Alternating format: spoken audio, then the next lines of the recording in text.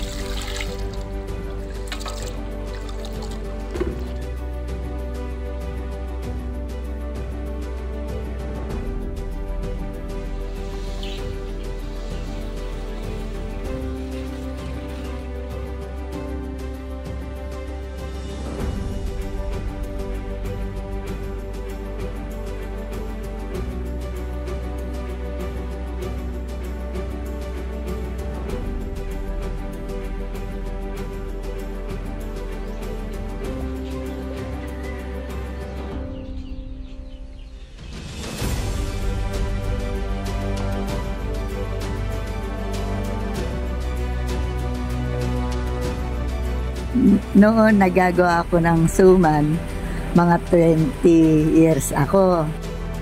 Mapapansin na palaspas ang isa sa pangunahing ginagamit na pangbalot sa suman na siyang kinukuha pa nila sa puno ng niyog.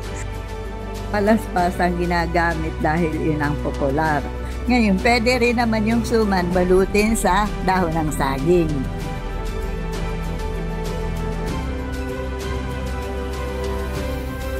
Nay, ilang taon ka na po nagawa ng suman? 50 years na akong gumagawa ng suman. Para po sa iyo, Nay, mahirap po o madali lang gawin yung suman? Mahirap pang magawa. Kanya lang walang ibang pagkakakitaan.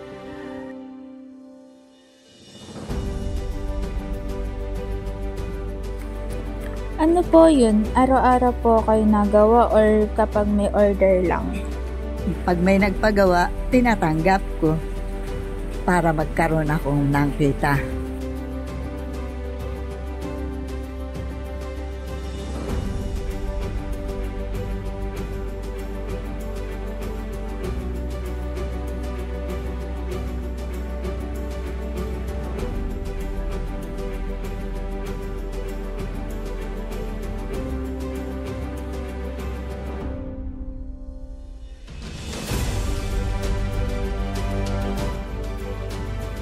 Gumagamit din si Nanay Rosie ng sako bilang panali ng suman, nang sa ganon mas maging presentable at kaakit-akit ang suman na kanyang ginawa.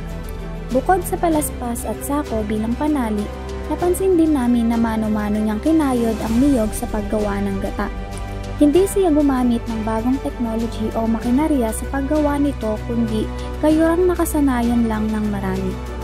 Isa pa ron, hindi mawawala ang sandok na kahoy bilang panghalo sa suman habang ito ay niluluto. Pakinggan natin bakit nga ba kahoy na sandok ang kanyang ginamit bilang panghalo nito.